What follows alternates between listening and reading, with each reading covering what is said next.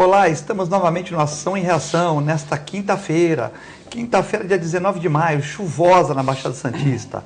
Hoje, dia da Defensoria Pública, aniversário da nossa querida Bertioga e também dia de Pentecostes. Hoje, para me ajudar a fazer o programa, eu estou aqui com meu amigo, também advogado, Rafael Vita. Boa tarde, Rafael. Boa tarde, Filete. Boa tarde aos telespectadores da TV Com e do programa Ação e Reação. Gostaria de agradecer a você, Filete, mais uma vez o convite para participar e discutir os assuntos aí da nossa região. Queria aproveitar que você falou e mandar um abraço para os nossos colegas defensores públicos que fazem um trabalho aí muito digno, né? Em defesa daqueles menos necessitados. Então, meus parabéns a todos os defensores públicos. E mandar um abraço também para o Augusto Capô de Casa, dizer que eu estou com saudades dele, não que eu não goste de você apresentando o programa, viu, Filete? Mas lógico, eu sinto saudades dele apresentando, que ficou tanto tempo no ar, a gente acostumou a assistir, então gostaria de fazer minhas referências aí ao meu amigo Augusto. O programa, eu estou aqui temporário, né? O programa é do Augusto, todo mundo sabe, né? O Augusto está numa outra função, ele volta e eu vou voltar, se Deus quiser, a ser comentarista e a vida vai continuar do mesmo jeito.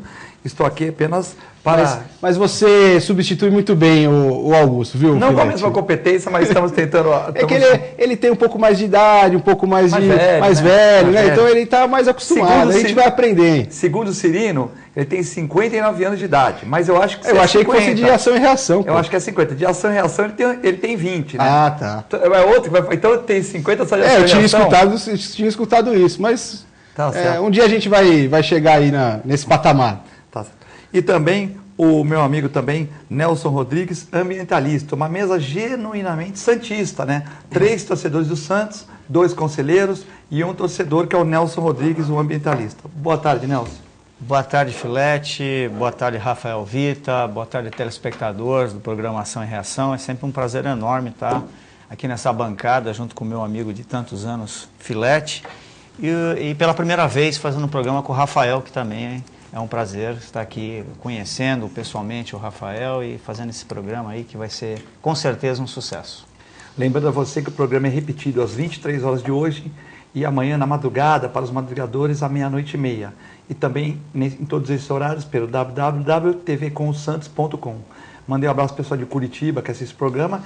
E ontem eu estava fazendo compra no supermercado à noite e uma senhora falou: minha filha adora ver o Augusto e agora está assistindo você de Nova York. Então a filha dela, que é a Florência, está em Nova York assistindo ou na reprise, depende do horário que ela se adequa melhor, né? Ou Ação e Reação para saber coisas da Baixada. Por isso que eu defendo aqui, a gente fala mais coisas de Santos, Bertioga, Praia Grande, Cubatão, do que falar coisas assim do governo federal, que também são importantes, mas isso nós temos outros programas assim, canal aberto, que podem falar até com mais propriedade, né? Começando hoje, Rafael, o novo acidente questiona a segurança da região, né? O acidente com gás mercaptano que vazou na terça-feira questiona, porque é o 5º acidente do gênero, né? Então ocorreu no terminal da Transpetro da Lemoa e preocupa, porque a Baixada Santista, que a cada 6 meses, 5 meses, tem um acidente. Foi um incêndio, depois a questão do Guarujá, que a prefeita do Nieto até teve uma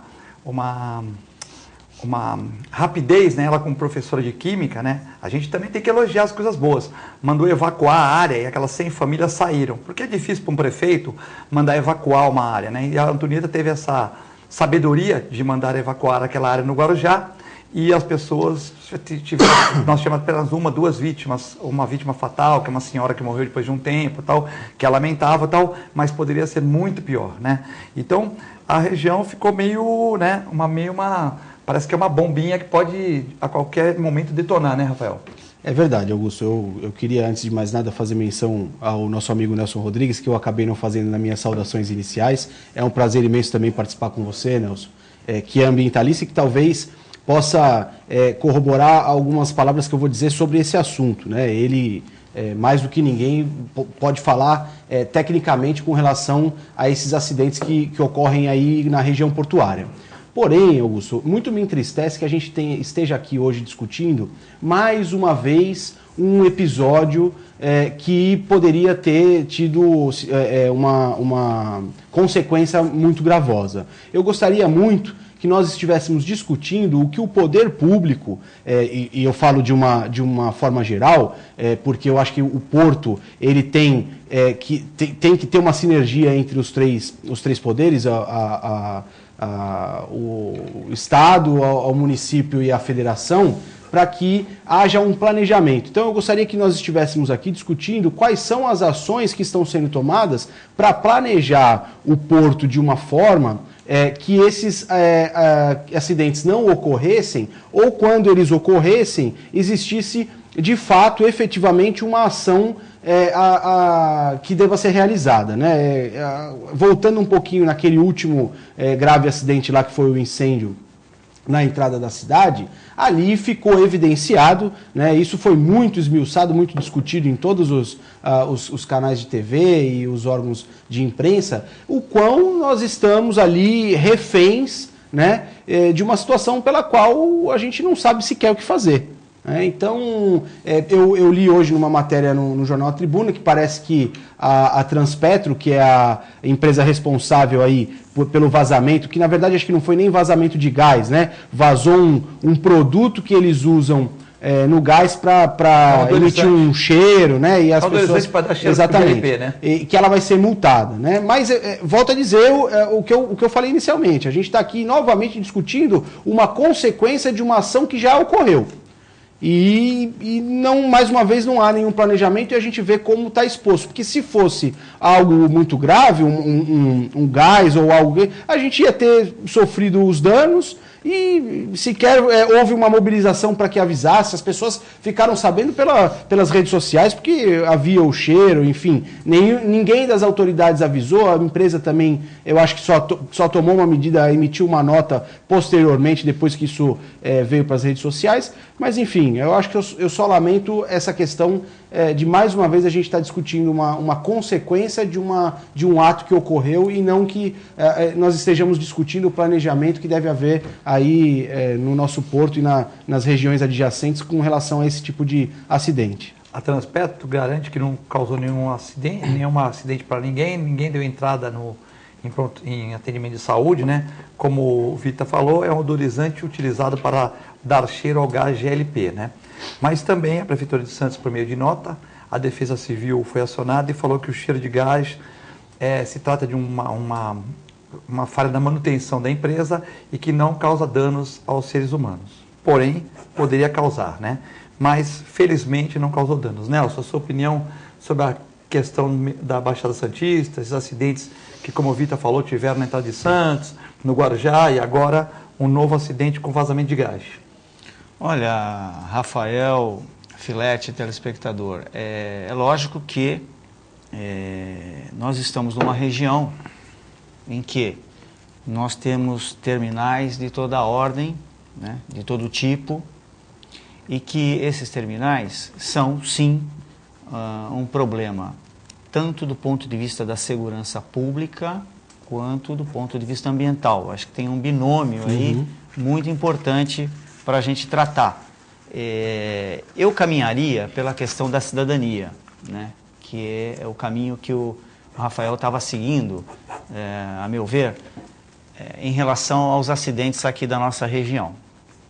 Eu me lembro muito bem, quando eu tive a oportunidade de fazer um curso de pós-graduação de Sistemas de Gestão Integrada, onde a gente verifica e faz auditoria nas empresas sobre os processos que cada uma delas desenvolve na sua produção, seja ela qual for, né? Na nossa região em particular, o que se detecta é algo que já foi falado, mas tem que ser repetido, né?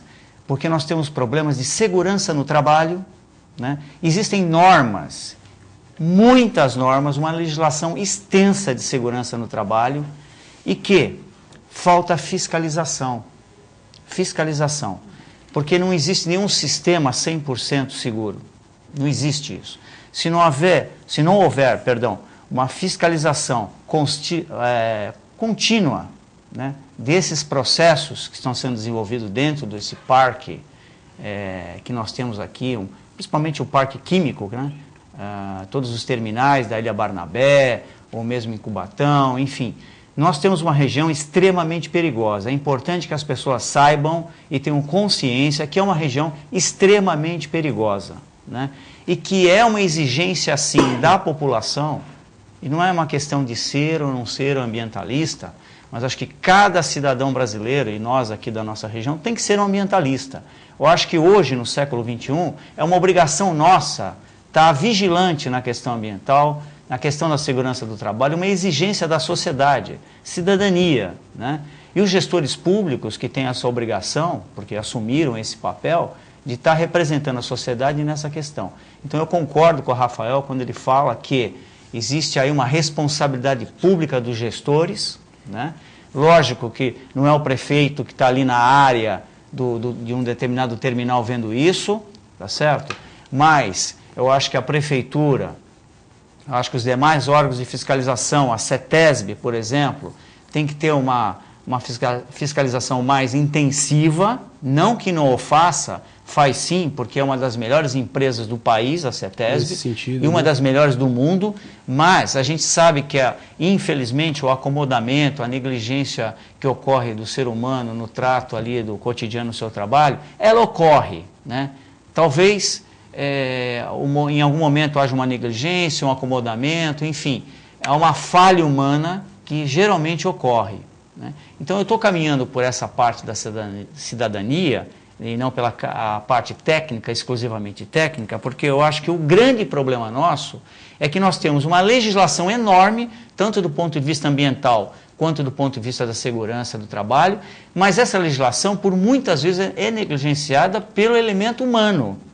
E que se essas pessoas cumprissem as suas tarefas corretamente, diariamente, cotidianamente, mais a sociedade exigindo e os órgãos de fiscalização atuando, nós iríamos minimizar esses desastres que o Filete falou e que a gente tem visto aí ao longo do tempo, que até hoje não foi extremamente grave, mas é um grande alerta para que isso não ocorra no futuro.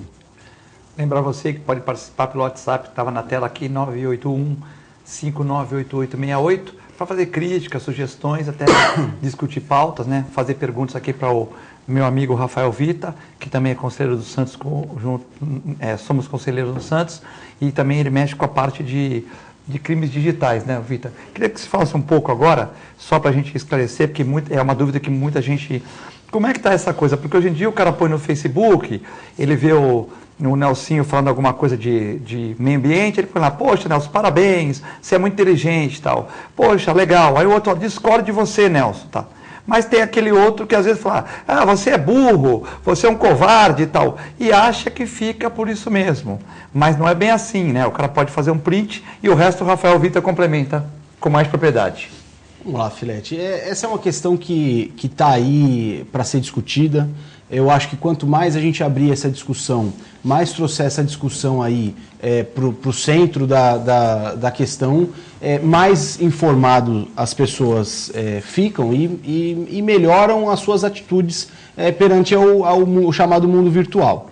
Eu costumo dizer, quando a gente vai fazer algumas palestras sobre esse tema, eu tenho recebido muitos convites de diretoras de escolas que me pedem para ir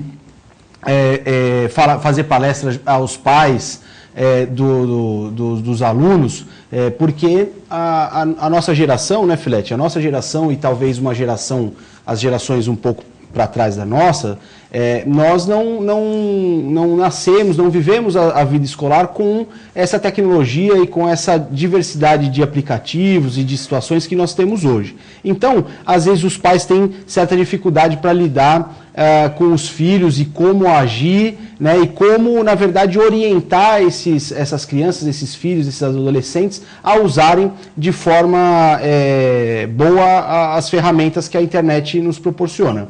E eu costumo dizer, Fred, o seguinte, que nós devemos agir nas redes sociais e na internet em si da mesma forma que nós agimos no mundo real.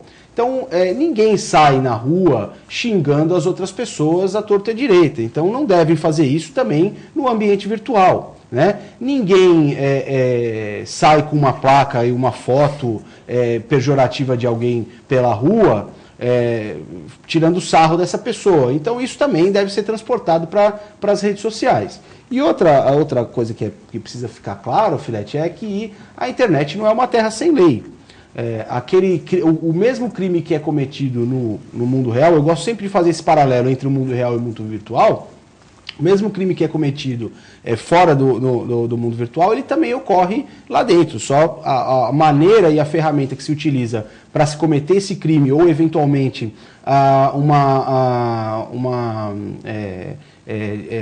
uma quebra da legislação civil, ela ocorre da mesma forma. Então, se eu xingar o Nelson na rua e alguma testemunha ouvir isso, nós vamos lá, vou processá-lo criminalmente, ele vai responder ali pela injúria, pela difamação, pela calúnia, decorrente desse papo que nós tivemos ali pessoalmente. E o mesmo ocorre se eu xingar ele no mundo virtual. O crime é o mesmo.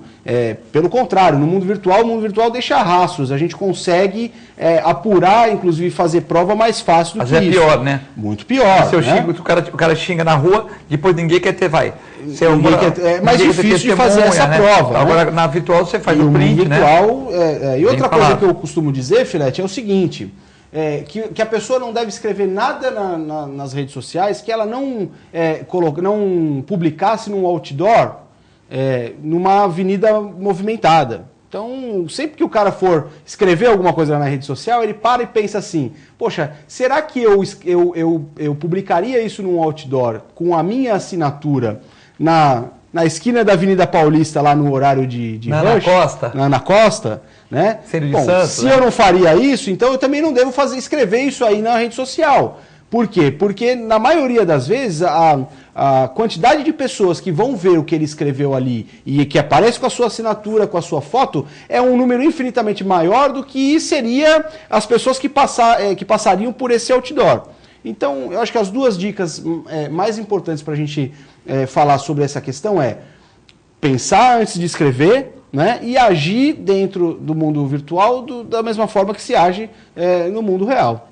Nessa questão do mundo virtual, eu citei você como exemplo aqui, mas lógico que é apenas um exemplo. Você tem acompanhado alguns casos assim de exageros na internet, você que é um habitual usuário de Facebook, e-mail e tal? Eu acho que hoje em dia a grande parte da população, como eu, usa as redes sociais para se comunicar, etc. Às vezes eu vejo alguns exageros, né? Até por conta da situação do país nesses últimos anos, né? Se acirrou muito e algumas pessoas acabam não tendo como continuar no argumento, numa conversa, ou até eu vejo discussões enormes dentro das redes sociais, e às vezes quando a pessoa não tem mais a paciência de continuar no argumento e contra-argumento, passam a ter uma atitude extremamente agressiva no diálogo, né? O que eu acho que realmente inapropriado, como foi falado, e às vezes essas pessoas podem se arrepender daquilo que escreveram, porque, como já foi falado, tira-se um print e a partir daquela cópia podemos ingressar com uma ação judicial recorrendo a algum dano moral que aquilo causou à pessoa naquele momento, naquela relação, naquele diálogo, né? Então eu fico muito preocupado porque eu vejo que algumas pessoas, primeiro, exageram em algumas discussões, segundo, e aí não é uma questão talvez criminal, mas tem um determinado tipo de pessoas que não conseguem assumir uma realidade dos fatos e começam a divagar e a fantasiar situações para não perder a razão do diálogo. É uma questão comportamental, né? O comportamento também totalmente desvirtuado da realidade, né? Argumentos escapistas que não conseguem vencer o diálogo concreto, as informações de números e fatos concretos. Enfim, tem muita coisa que não é legal, mas de qualquer forma é muito importante a rede social hoje nas nossas vidas, né? E como o Dr. Vitor falou muito bem, a pessoa tem que pôr no outdoor e também tem que pensar. Se você foi no supermercado e foi mal atendido e você acha que foi, você procura o seu advogado, ou num profissional liberal, ou numa empresa, por quê?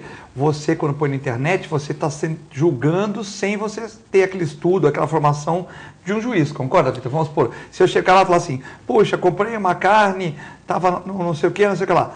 De repente, eu tenho que fazer prova que aquela carne estava ruim, tal. Agora, eu tô julgando um fato sem estar apto a isso, não é isso? Filete, veja, eu não sou nem contrário de que as pessoas eventualmente façam esse tipo de postagem, esse tipo de reclamação nas redes sociais. O que precisa se ter em mente, na verdade, é que ela não pode ultrapassar os limites daquilo que seria o comum, o normal. Ela até pode dizer, olha, fui lá numa loja, fui mal atendido, gostaria que a loja esclarecesse. Agora, ela não pode escrever lá xingando ou colocando aquela situação que ela passou como se fosse uma regra daquela empresa. Por quê? Porque o dano moral, como o Nelson disse, ele não é só da pessoa física. Hoje é muito comum que as empresas que sofrem esse tipo de ataque desmedido nas redes sociais ingressem com ações buscando reparação. Por quê? Porque aí a gente não está falando nem eventualmente do dano moral, a gente está falando também de um dano material. Ou seja, aquela loja deixou de vender o produto ou deixou de receber cliente. Então, assim, vejam a extensão de uma atitude no mundo virtual, onde ela pode chegar. Né? Então, volto a dizer, o problema às vezes não é escrever, mas é a forma como se escreve, né? E porque me parece que, voltando a essa questão comportamental que o Nelson levantou, parece que às vezes você não reconhece as pessoas. Eu tenho muitos amigos de alguns anos, ou seja, amigos que eu convivi antes das redes sociais, que escrevem e que tomam atitudes em redes sociais que me surpreendem.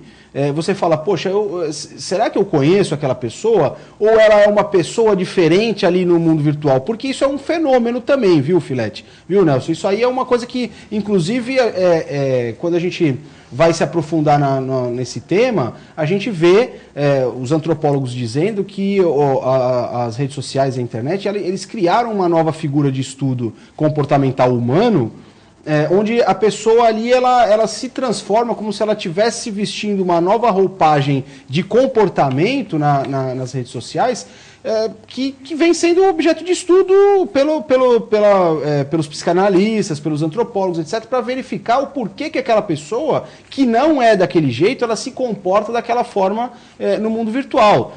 Talvez porque ela se sinta ali com uma barreira, talvez se sinta mais protegida, ou porque toma uma atitude impulsiva. Isso aí a gente precisa discutir, tímida, é uma outra discussão. Seja tímida e ali passa a ser... Exatamente. Tímida, agora, né? Que é uma verdade que não precisa muito estudo para saber que muitas pessoas agem nas redes sociais de uma forma completamente diferente daquilo que ela é no mundo real. Isso não precisa ser estudioso para verificar. Basta você ver no futebol, né? Quando o Santos foi campeão, se você pegar ali daqueles bate-papo de futebol e tal, eu não vou citar o nome, ele falou assim, poxa, mas o Santos jogou mal, tal. Santista roxo.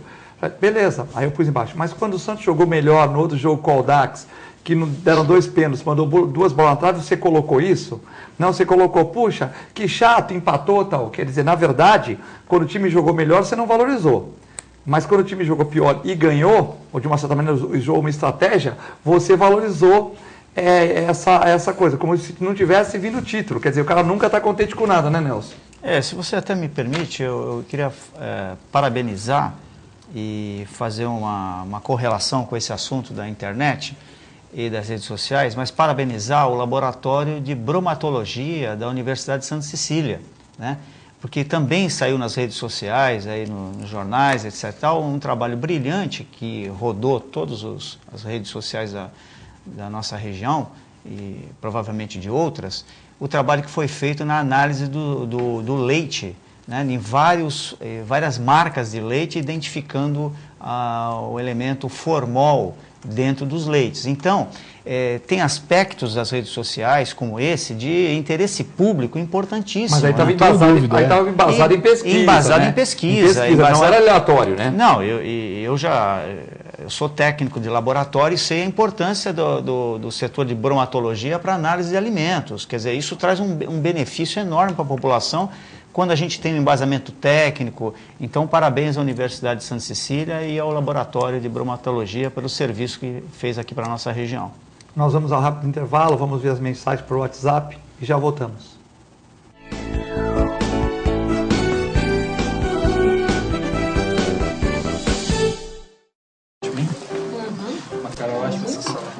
Luísa. Wagner! Nossa, quanto tempo! Esse é o Fábio, meu marido. Tudo bem? O Wagner foi meu primeiro namorado. Foi ele que me convenceu a fazer tatuagem de borboleta, você lembra? Você já reparou que as asinhas formam um W?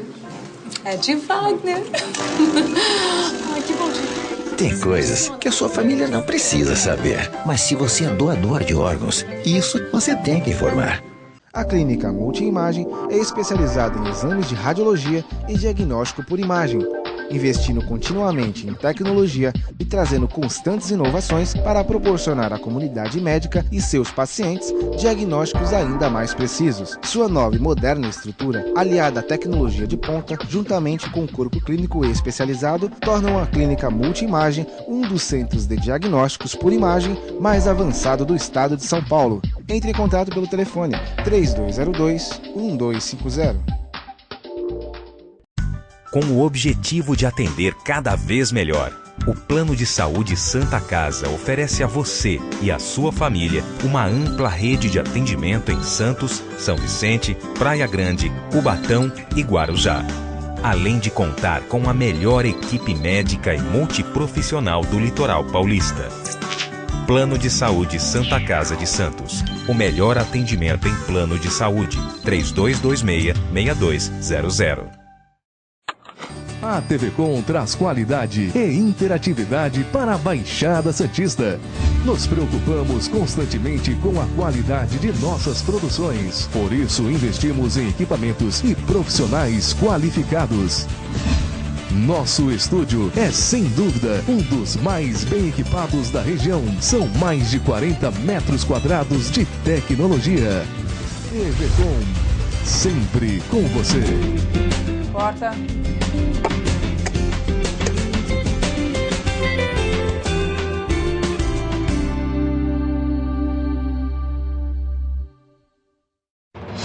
Sintracomos, 76 anos de lutas e conquistas em prol do trabalhador. Um sindicato forte a serviço do trabalhador. Este é o Sindicato dos Trabalhadores nas Indústrias da Construção Civil, Montagem e Manutenção Industrial e do Mobiliário de Santos, Cubatão, Guarujá, São Vicente, Praia Grande, Mongaguá, Itanhaém, Peruíbe e Bertioga. Associe-se ao Sintracomos e faça parte da nossa família. Administração, Presidente Macaé Marcos Braz de Oliveira.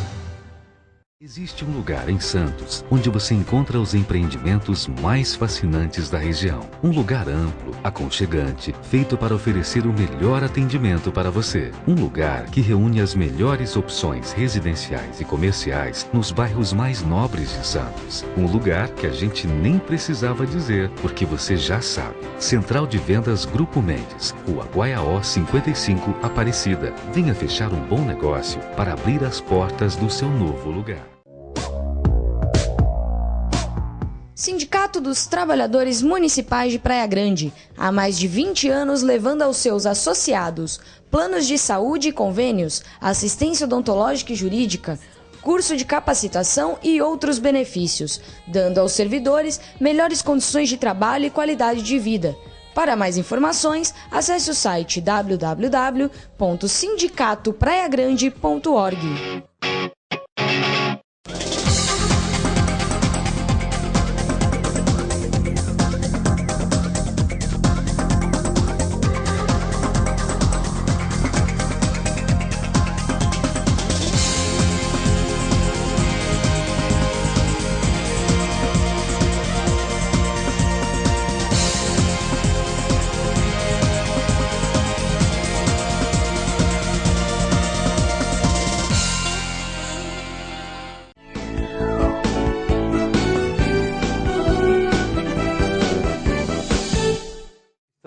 De volta no segundo bloco do Ação e Reação, nesta quinta-feira, dia 19 de maio de 2016. Hoje recebendo o advogado Rafael Vita e o ambientalista Nelson Rodrigues. Vamos falar dos apoiadores, que depois tem muitas perguntas aqui no WhatsApp, muitas pessoas interessadas, né? Fala da Ozan. Faça com mais de 500 mil pessoas na Baixada Santista, que tem Ozan. Ligue para 32288000, telefone na tela, e peça o seu plano de assistência familiar. Faça como Augusto Capô de Casa, que fez para toda a sua família a Ozan. Ozan, plano de assistência familiar. Mais informações no site www.ozan.com.br.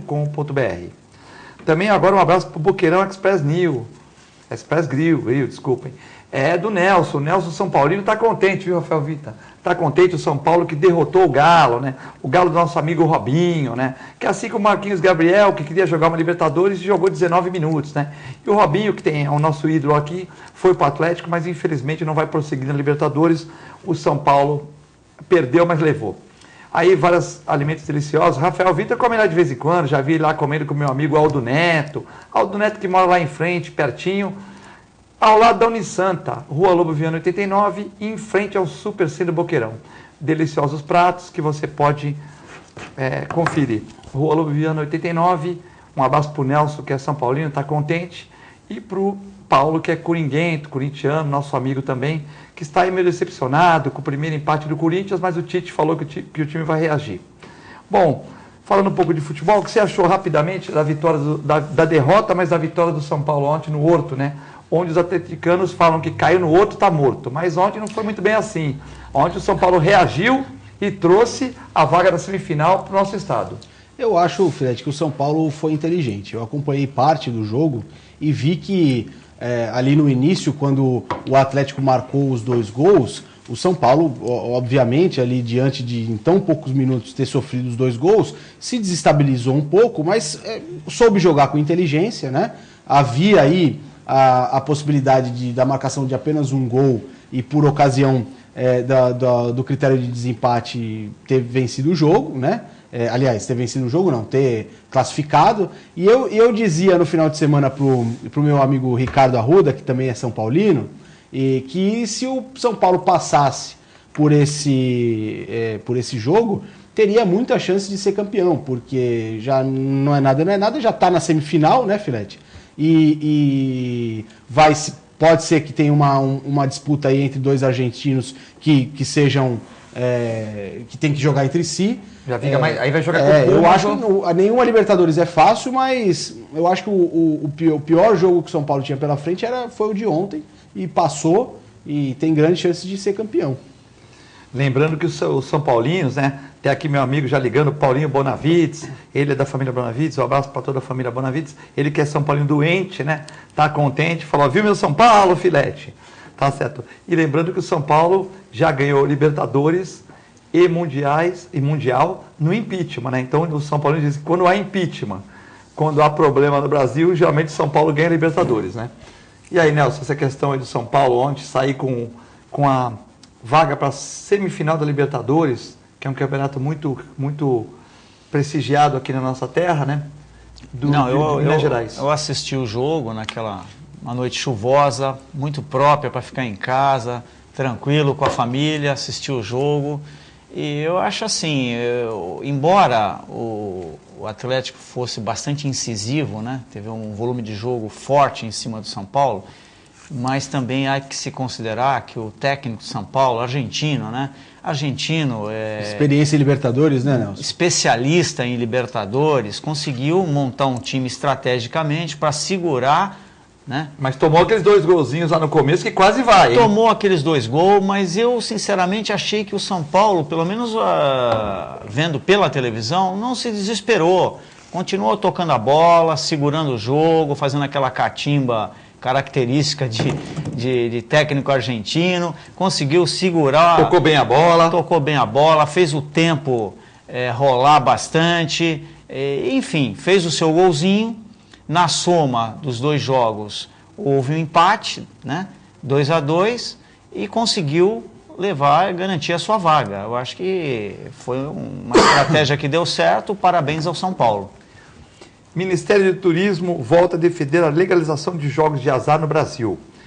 O ministro Henrique Eduardo Alves participou de uma feira em Porto de Galinhas, na bonita Porto de Galinhas, e disse que uma das plataformas dele seria ampliar a arrecadação tributária, gerar empregos nesse Brasil, que nós temos muitos desempregados. E ele hoje é favorável a essa questão dos jogos do azar. O que você acha disso, Rafael? Olha, Filete, eu sou completamente a favor. Já há algum tempo que eu defendo essa ideia. Quem já teve a oportunidade de ir a países onde o jogo é legalizado, sabe o quanto que esse mercado traz de progresso, né, de emprego e de receita para os países. Eu tive agora, inclusive, em janeiro, na África do Sul, que é um país que em algumas cidades, em alguns pontos, se eu não me engano, lá a legislação permite apenas que seja feito, que tenha cassino em resorts, né? Que é a ideia que eu também defendo. Eu acho que você pode ter esse tipo de atrativo, mas você tem que agregar a eles algo que de fato traga mais emprego, que traga algo para a região. Então, uma das ideias que surgem aí é que se pegue lá os estados menos favorecidos, aqueles lugares mais afastados, e que se construam resorts específicos para amparar essas casas de jogos de azar, e com isso fomente ali a região toda, enfim. Então eu sou completamente favorável. Acho difícil, eu acho que a gente vive num país muito hipócrita, e eu não acredito que em curto espaço de tempo, Filete, isso aí ocorra. Eu me lembro que desde que eu não sou muito... não sou tão velhinho assim, mas eu lembro que desde que eu sou criança eu escuto dizer que alguém quer implementar isso aí. Não acredito, mas defendo. E sua opinião, Nelson, sobre a questão do... Muita gente sai do Brasil, né? Tivemos um treinador famoso de futebol que sai daqui para jogar em Punta del Este, né? Em outros lugares aí da América do Sul, que permite o jogo, assim como o Rafael falou da África. Nós temos Las Vegas também, que é uma cidade que foi construída no deserto americano e se fortaleceu pelos jogos, né, chamados jogos de azar, né? Olha, eu começo pela palavra hipocrisia, né, que o Rafael falou, e eu concordo com essa análise do Rafael. Eu acho que tem algumas coisas no Brasil, na cultura do país, que precisa mudar e rápido, né? A demagogia, né? A hipocrisia, o politicamente correto. Nós precisamos sair de um país que vive na ficção, né, para viver na realidade. Perfeito, é isso, né? aí. Isso que nós precisamos, encarar de frente todos os nossos defeitos, nossas virtudes, e caminhar de uma forma bastante clara, objetiva, olho no olho, aquilo que o pessoal mais novo chama de papo reto, né? Para a gente não ter mais subterfúgios e viver como se nada tivesse a ver com a gente. Eu acho que é assim, aqueles que gostam de jogar, é lógico que a gente entende alguns setores religiosos, alguns outros setores que acham que isso pode causar um vício na sociedade, etc., mas não é por aí.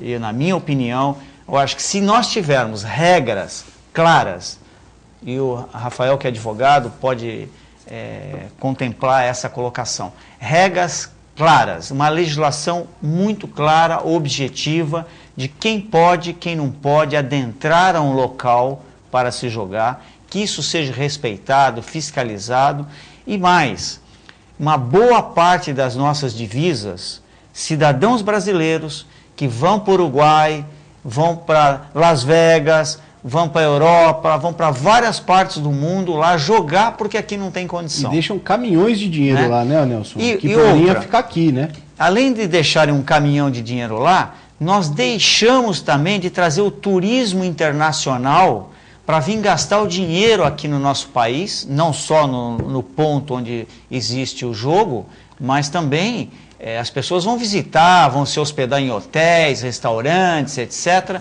Então, o volume de dinheiro que o turismo traz em relação ao jogo é imenso, e nós estamos deixando de recolher e levando, ao contrário, deixando nossas divisas no exterior. Então, desde que haja regras claras, objetivas, eu acho que é bem-vindo a prática desse mais novo elemento que possa trazer condições favoráveis à nossa combalida financeiramente falando, combalida economia. E agora nós vamos ter que fazer um bate-bola aqui, que tem 30 perguntas aqui para responder em 15 minutos. É lógico que umas eu agrupei com outras, né? Mandar um abraço para o nosso amigo Aldo Neto, que hoje está criando tartarugas, né? Então hoje eu sou veterinário do seu cachorro e das suas tartarugas, né? Tem duas, né, Filete? Tem duas. Teve um amigo nosso, né? Que eu não vou falar quem não é o Aldo Neto, que eu mandei tomar conta de 2 tartarugas, uma fugiu e uma voltou grávida. Nossa, deve ser bem proativo. Ficou na casa dele um mês, uma fugiu e a outra ficou grávida. Não é o caso do Aldo, não, né? O Aldo cuida direitinho. O Aldo é um cara bem calmo, bem tranquilo, então ele passa essa tranquilidade para as tartarugas dele. Um abraço para o Aldo Neto. Sabia que o Aldo tinha esse aspecto tão ecológico. Parabéns, Aldo, pelas suas tartarugas. Nós vamos reproduzir, que elas vão colocar ovos e nós vamos colocar 45 centímetros de fundura e vamos, depois de um tempo, para produzir novos... Ele vai filmar o nascimento, vai colocar no Facebook e vão festejar uma colocação bonita do Aldo no Facebook, né? Entendeu? O Aldo que às vezes coloca coisas que ninguém entende no Facebook, mas é para atingir alguém que ele quer atingir, né? Isso ele fala para mim, Filete, eu não sou doido não, é que às vezes eu coloco uma coisa que você não entende, mas quem eu quero colocar entende, né? De vez em quando ele me liga lá, pergunta algumas dicas, alguma coisa dessa questão de redes sociais aí, e eu tenho... Mas ele também ajuda na parte jornalística, é um grande jornalista, também ajuda, né? Ele talvez seja um dos maiores especialistas em redes sociais que a nossa região tem, não tenho dúvida disso. Na parte de montagem, com certeza. O João da Vila Matias, ele diz que a Vila Matias, ele está na Vila Matias desde 1959, tem o Jornal da Vila Matias, e ele pergunta para o Nelson como é que ele acha que está o tratamento das árvores em Santos. Como é o nome dele? João é o diretor-presidente do Jornal da Vila Matias. Olha, João, obrigado pela sua pergunta e participação aqui no programa. Eu sou um crítico, né? Da mudança, da alteração da questão da arborização pública, né? Porque a arborização ela era tratada na Secretaria do Meio Ambiente de Santos, né? E ela deixou de estar na Secretaria do Meio Ambiente e foi para a Secretaria de Serviços Públicos, né? Embora haja um acompanhamento técnico, eu acompanho na cidade inteira e discordo da forma como grande parte das árvores estão sendo destruídas, né, na nossa cidade. E discordo completamente dessa política de estar cortando árvore em época errada do ano, né? E já manifestei isso várias vezes aqui, inclusive nessa bancada e em outros programas, e eu acho que isso tem que ser revisto e sempre exorto ao nosso prefeito que interfira nessa questão e que leve a política pública sobre a arborização da cidade para a Secretaria do Meio Ambiente, onde ela é oriunda e vai ter o tratamento mais adequado. A Bruna de São Vicente pergunta para o Rafael Vita. Tem um amigo meu, um ex-amigo meu, que fica mandando fotos que eu não gosto pelo WhatsApp. Eu não gostaria de excluí-lo. O que posso fazer? Só antes de responder a pergunta da nossa querida telespectadora, eu queria dizer que eu recebi aqui a informação do nosso amigo, o vereador Hugo Dupré, dizendo que essa proposta de aprovação dos jogos de azar já existe feita na Câmara pelo deputado Herculano Passos, do PSD. Então, talvez seja também um outro caminho buscar essa regularização através desse projeto de lei do deputado Herculano Passos. Aí, obrigado, Hugo Dupré, pelo informe aqui que você me deu. Bom, ela deve estar se referindo, Filete, aos grupos de WhatsApp, né?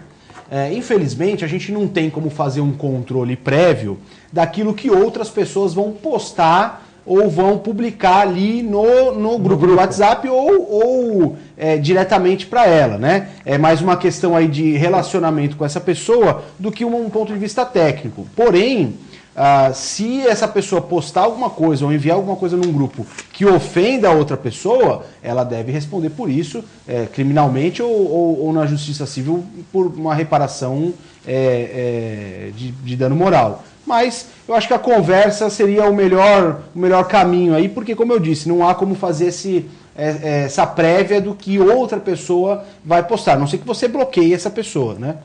Mandar um abraço para o Hugo Dupré, para o Thiago, seu assessor, né? O Hugo Dupré que faz um trabalho muito bonito. Thiago, meu amigo, um abraço, Thiago. Thiago, com a questão do Thiago Louro, né? E o Hugo Dupré que faz um trabalho muito bonito com a questão dos autistas, né? Para a gente dar mais atenção, mais capacitação. Então, parabéns ao Hugo Dupré, audiência qualificada daqui da TV Com. Ele, assim como o Douglas Gonçalves, que esteve aqui na terça-feira, qualquer hora chamar o Hugo Dupré para vir aqui fazer um bate-bola com a gente também. Nelson, pergunta para os dois agora, é da Cristiane. A pergunta é meio longa, mas queria que vocês abordassem sobre o lixo de São Vicente. Quem é culpado? O Billy diz no jornal que 25% era culpa dele. Os outros 75% são dos outros gestores do governo federal. Hoje eu estava escutando uma rádio, a rádio 102.1, que eu tenho a honra de comentar lá no sábado, no programa do Paulo Schiff, e o Caio França estava debatendo com o Luciano Batista. O Luciano dizendo que a culpa também é dos deputados, que o pai dele é vice-governador, poderia ajudar, e o Caio se defendendo, dizendo que não, que ele como deputado não tem a ver com lixo urbano. Quem está falando a verdade? Como é que nós poderíamos responder o problema, resolver o problema? É a Cristiane de São Vicente. Ela cita que o Billy fala que 25% da culpa é dele, 75% é do governo federal e dos antigos gestores. Que hoje no programa de televisão, um abraço do rádio, um abraço para Paulo Schiff, que é o programa Jornal da Litoral, que passa das 7 às 9 na rádio 102.1, da família Mussi. Estava o Luciano Batista com o ex-deputado Luciano Batista com o deputado atual Caio França, debatendo essa questão, e o Luciano falava que o pai dele como vice-governador tinha que ajudar, e ele falou que não tinha nada a ver uma coisa com a outra, que lixo não é função dele, essa questão toda. Olha, Cristiane, do meu ponto de vista, o responsável é o prefeito. É o prefeito que é o gestor da cidade. Então, se ele contrata uma empresa para executar, a empresa tem que executar. Dizem que a empresa não executa porque não é paga, então ela tem que ser paga. Na verdade, ninguém trabalha de graça. Então, eu acho que o responsável é o prefeito. Na sua opinião, Rafael, essa questão da Cristiane, um abraço para ela, que está atenta aqui. Obrigado, Cristiane, pela pergunta. Eu concordo plenamente com o Nelson. Sem querer entrar aí nessa disputa política eventualmente existente entre as duas pessoas citadas aí, eu acho que o problema da gestão do lixo na cidade é do prefeito. E o atual prefeito de São Vicente está aí há 3 anos já. Né? Já talvez, se não tivesse dinheiro quando entrou, já teve tempo suficiente para solucionar ou para equacionar isso aí e tirar São Vicente dessa vergonha que está São Vicente. Sabe? Eu tenho muito carinho por São Vicente, tenho muitos amigos em São Vicente. Né? O primeiro escritório de advocacia que eu exerci minha atividade foi em São Vicente. Tá? Então, hoje eu tenho estado lá, vou de vez em quando, às vezes, ao fórum fazer uma audiência, ou vou visitar algum amigo. É uma vergonha o que está acontecendo em São Vicente. Eu acho que isso aqui, o que eu estou falando aqui, é repetição mais do mesmo. Isso está sendo falado há 3 anos já. Então, eu não vou ficar aqui dizendo que São Vicente tá ruim, porque isso é fato público e notório. Agora, de um ponto de vista técnico, não tenho dúvida, como o Nelson disse, que é uma solução que tem que ser adotada pelo prefeito. Né? É lamentável que São Vicente esteja passando por isso que está acontecendo hoje. Na questão também, só para dar uma pitadinha nessa questão, todo o programa tinha perguntas sobre São Vicente e a gente está evitando de falar porque parece uma perseguição e todo mundo fala, o Jorge aqui também está mandando que Praia Grande está ficando bonita, aí ele vem trabalhar em Santos, passa por São Vicente, tem mato na calçada, tem lixo acumulado, e em Santos também começa uma parte, parece que não é no mesmo estado, na mesma região metropolitana, né? Mas a questão também é que São Vicente perdeu muitas verbas, né? A verba do DAD, né? São verbas que São Vicente já perdeu há 2 anos. Mas quem está no CADIM, que é o registro dos inadimplentes, não pode. Pode sim, para a saúde pode, para a habitação pode, então pode. Mas precisa ver por que não está recebendo, né, Fred? Porque está no CADIM. Ou porque não está fazendo os projetos que precisam ser apresentados ao DAD. Então, com certeza. Né, então, alguém é responsável. Mas se você tem 500 cargos comissionados, que isso já tinha na gestão passada, e você não consegue nem fazer um projeto para ser levado, o que acontece? Então, é o que eu falo, se eu sou o Billy, você me põe na cadeira do Billy hoje, eu fico com 50 comissionados, mando todo mundo embora. Os outros 400, já não estou com governabilidade mais nenhuma, já não quero ser... O que acontece? Eu não sei qual é o rabo preso, qual a questão. E ponho, desses 450, eu ponho 2.000 pessoas para capinar a rua, para fazer calçamento, porque tem rua em São Vicente que o asfalto vai até metade, a outra metade não tem asfalto, quer dizer, nós temos que acabar isso, tem a questão das enchentes e tal. Então, eu acho o seguinte, uma cidade que não tem condição de pagar um lixo, que a Codesave agora está em greve há 12 dias, porque não pagaram, o salário estão recebendo, mas agora o vale transporte é a cesta básica. Aí vai pagar isso, daqui a pouco não vai pagar o salário. Então, uma empresa que fica desse nível, nós temos que ter uma solução. Agora, qual é a solução? Se a cidade não consegue gerir o lixo urbano... Você me permite uma parte? Eu falei, nós falamos e temos a certeza absoluta da responsabilidade do prefeito sobre a gestão do lixo, né? Mas eu quero salientar o seguinte, o ponto positivo recente do prefeito Billy foi quando ele chamou todos os pré-candidatos a prefeito e demonstrou a planilha do município, né, o orçamento e o déficit existente no município. Então, eu acho assim, esses pré-candidatos, tem uns que foram e tem outros que não foram, né? Esses que não foram perderam a oportunidade de estar discutindo possíveis soluções para o orçamento que existe. Você estava falando das verbas existentes e as não existentes atualmente no município.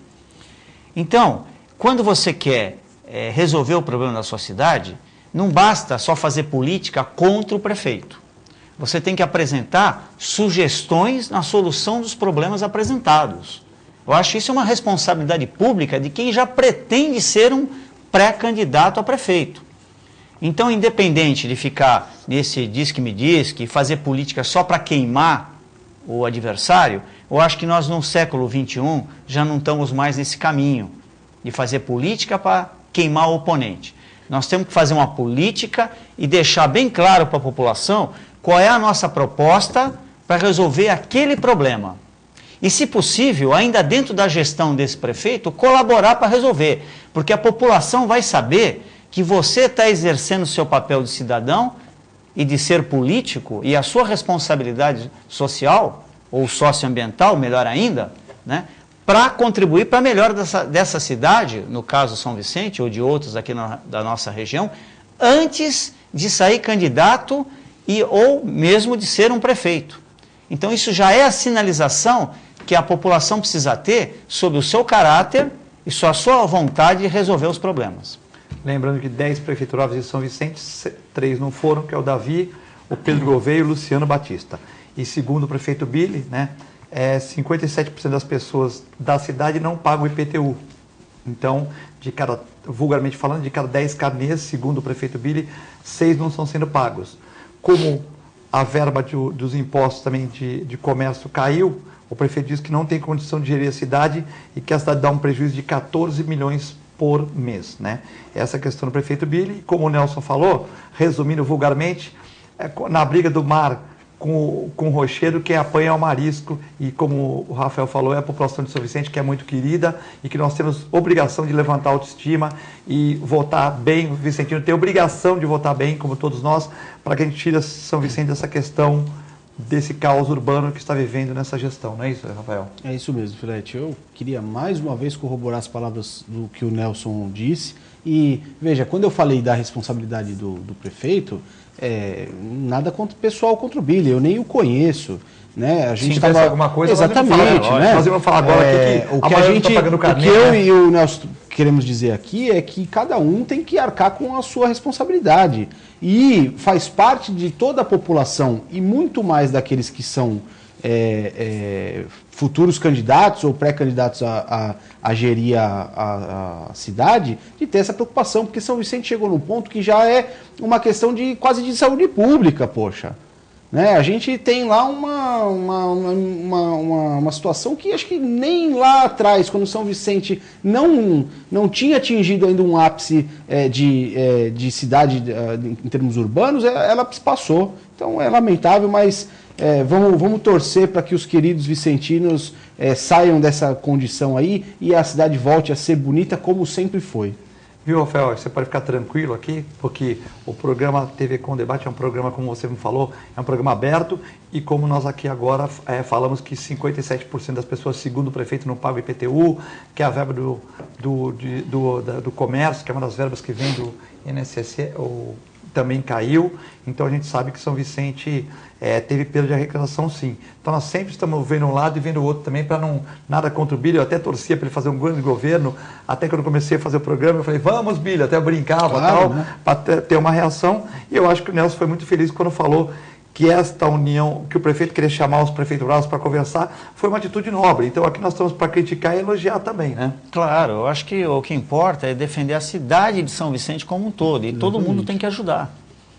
Gabriel Medina e o Mineirinho, né? O Gabriel Medina, que é agora jaense, radicado em Santa Catarina, e o Mineirinho estão fora da etapa do Mundial no Rio. Né? Acabou de ser essa notícia agora. Uma pena, Filete. Eles estão fora. Estava torcendo muito por ele. Aqui a gente fica triste, mas é uma realidade. Rafael, um abraço para todos aí, para a família, né? E obrigado por ter vindo no programa aqui. Um abraço a você, Filete, aos telespectadores do Ação e Reação. Muito obrigado mais uma vez e tenham todos uma excelente final de tarde. Nelson Rodrigues, o homem quando vem aqui mudam a água. Em vez de ser uma água mineral nacional que é muito boa, põe água francesa, Perrier. Eu percebi, viu, Filete? Muito boa essa água. Quando o Nelson vem aqui, tem hora do Augusto para pôr uma água Perrier aqui.